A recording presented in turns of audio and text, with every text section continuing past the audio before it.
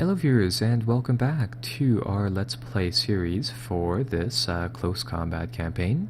I'm your host Bibujuchu as always, and from the looks of it, this will be episode 18 inside our Let's Play series here.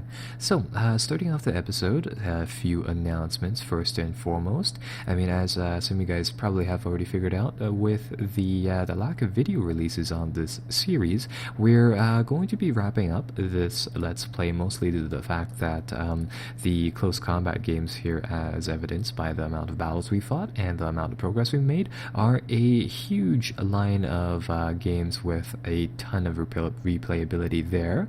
Unfortunately, I think we've already taken a look at some of the basics and of the different varieties of battles present within the campaign. And with that said, I think we'll just wrap up the game here, finishing off this turn. So we'll fight two more battles, and I guess this will be the second last video inside the series. Unfortunately, I just don't see I just don't see the time constraints going on with this campaign to be feasible. And with that said, we'll wrap it up. And I mean, the close combat games does have this effect where there will be a ton of battles, a ton of different movements to make, and a ton of different options available on the campaigns, especially given the vast majority of the campaigns. I mean, they have ones ranging from, of course, the 7 now actual official titles with their individual operations and all of that. But in addition to that, I mean, of course, you have the custom modded campaigns, which are usually free. I mean, most mods are, and they're usually available for a wide variety of different close combat titles. So usually, I mean, you get right around 2 to 3 different mod campaigns, as opposed rather in conjunction with your main games. So there's a lot of content there. Unfortunately, some of the content is indeed kind of repetitive in that sense, especially given the slow state of play, so that's kind of why we're wrapping things up. But anyhow, going forwards, I figured we'd play through the end of this turn, see how far we get, and end things off on a good note there. So let's begin, and let's go back towards this area over here of Skyline, I think it's what it's called, and we'll finish off things here by making a few moves for this Axis held area, and yeah, that'll be that really. So here we go. We're going to set up our towns, and from what I remember from previously, what we had done here was that we made a nice flanking move on the side of the map. We're at the top of the map over there, and in the meantime, we had a few tanks sneak into the middle area over here to cap off this this plane here. Going forwards with that, I think what I'll do here is that we'll get our tanks and we'll stack them up nicely inside the central region. Oh, we actually we have the persistent wrecks of the tanks which have come before this pack staying on the battlefield, of course, and those will provide cover to infantry. But we'll deploy like that, and so far so good, no contact. So with that said, here's what we'll do. This should be not that fast of a mission, but we'll get the scout car to move forwards in this direction. That should get this area nice and covered up. Now, it should be, according to my books, 2 o'clock, so I don't know why it's dark already, but that's just that, I guess.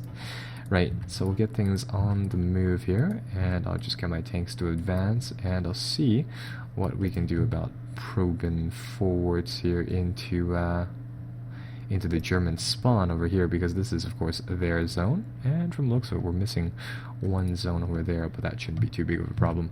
We have both of these road junctions covered, so nothing should get past the eyes of our tanks. I mean, this is only... how many meters is this? This is only 300 meters, and that is well within submachine gun range in reality. Well, technically, I mean, it's just at the end of submachine gun range, so I don't think that'll be too much of a problem unless it really is. Oh, indeed night, and indeed the enemy tanks are sneaking up on mine. In that case, we have a bit of a problem, and well, then I think we'll need to change our plans here. This is something I didn't expect. I guess they could still spawn some of their troops from that angle, or perhaps something had... or perhaps this is a new group of Axis troops. Again, I'm not terribly sure which one of those this is, just going off of the fact that I haven't played this game for right around 3 weeks or so. So yeah, that's that. hopefully what we can do here is we can get one of our Cromwell tanks to appear just when the Panzer H does its little turn here, so then its gun will face the other way. See, it's yeah, it's gonna be. Ooh, there's also one over here, and this one over here is plucking down shots. Wait, well, we'll try to get our tanks to fire back as best as we can. Nope. Let's see. When can we range this guy down? Ooh. Let's see. Apparently one of these tanks are damaged. I'm not really sure which one. You know what? I'm just gonna put all of our vehicles here in defensive mode for now. We can get a shot over here, so we will. Tanks are firing now, so that's good. But they're fairly exposed. This Panzer H is full crew, yellow on the name tag as well, so doesn't seem to be the one that's damaged. And there goes the scout cart. Not a great loss in my books, seeing as how we just bagged ourselves a nice Panzer H there. Right, so that'll be that. Probably not very much infantry left on the map. Get our guys to advance further here and to further lock down this area. From the looks of it, yeah, there's one Panzer H there, and I noticed that our back point here, the original area in which all of these tanks had streamed from, is now occupied, so that is not a good sign. Not a good sign indeed, seeing as how, you know, fuel and ammunition are also game mechanics that are tracked there. And, ooh, let's see whether or not we can ambush this guy. Not exactly ambush, of course, the defending tank here has the advantage, in most situations at least. So I hope that as this Panzer H comes across here, that's going to be a nice side shot, but might be a one-hit KO here. Ooh, dropped 2 shots on it. Unfortunately, both of them came too short onto that Panzer H. It's going to fire back, and no damage. Huh. Very surprising course of events, but there we go. Scored the winning shot. Crew bails out. And lovely, I think we got 2 crewmen on that run as well. Nope, 3 of them here. Let's see. There we go. Now they're coming down. One guy surrendered out of the 4 crewmen that have made it here. Don't even, not really sure if those Panzer H's are 5-man crew. Yeah, from the looks of it, there are 2 guys still walking about here with the, you know, the surrendered icon or surrendered motion there. So I guess that is a 5-man vehicle crew, though, for whatever reason, it's a 4-man vehicle, or a 4-man squad there. So that's kind of weird, but alright, we'll take that. And what's up here? Our, yeah, our runner over here. This guy, just running about, surrendering, and giving us vision, but at least we get to locate another one of those Panzer H's there. Ooh, and what is this? This is a Panzer Grenadier troop. That's going to disappear real fast. Hopefully it will. Hopefully it's not in range of dropping any munitions on us. Nope, that is actually... Yep, the Panzerfausts, who are at least the most common variants of them, had a range of 30 meters. I'm not really sure if I've said that before, but in the event of not, that is the range of those really cheap and disposable German anti-tank weapons there. Really hope that some of those grenades, or yeah, those grenades continue to miss. There we go. As soon as we get a few kills on them, they should be suppressed, and then we should be back in action. Get these tanks to do their thing. I'll get this one to close up on the wall here to hopefully pick off a few more guys. And in the meantime, let's check this out. How far away can we go for the gun? Not too far, actually. I think I'll get one of these tanks just to cap off these locations for this battle. And let's see.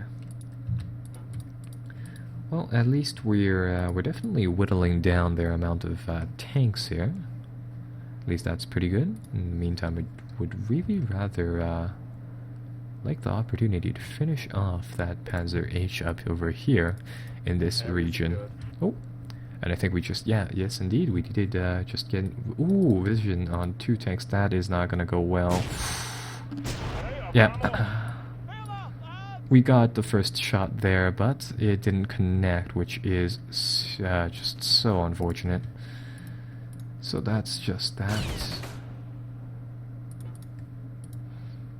Yeah, unfortunately our Cromwell crews don't seem to be of top quality despite their supposed veteran rating there, where perhaps the German tank crews are of even better quality. Right, so that'll be that. We captured the wedge location. I'll get this tank to stream through. And I think I'll get the other tanks to make a bit of a turn here and come back. Yikes, what else do they have here? So they have one tank, and from the looks of it, three infantry teams? There seems to be something at the very top of the map going off the mini-map, but I don't seem to be able to see it. No, it's just those two Panzer Grenadier squads and the Panzer H over there. Nonetheless, that is quite threatening. Right. I think we'll take up that ceasefire in just a tad amount of time. Right now I want to see whether or not we can perhaps pick off that Panzer H in the meantime. I'm going to take a look at the visibility here. So starting off cover here in the light muddy field is... Ooh, no, that is not good. Oh, hopefully we can just use this tank wreckage as shelter. Because these tanks, they should have their own range, or they should have their own heights represented inside the game. So with that said, that would be really nice, and luckily our tank over here was able to shoot and scoot at the same time, taking out that Panzer H in the north, and thus destroying those two squads of troops there as well. This guy's crawling in the bocage, that's not too bad. In the meantime, I'm wondering how should I approach three trees over here. I think the only option is to really get our tanks to do a bit of a U-maneuver like that, for lack of a better term here. Get some guns on this crew, get our vehicle, a Cromwell over here to move forward slightly. Over here, let's get this tank to sneak forwards, so then it'll fire, or it'll come to a stop whenever it locates a target. And we'll get our guys to move forward just like... Ooh, that is close.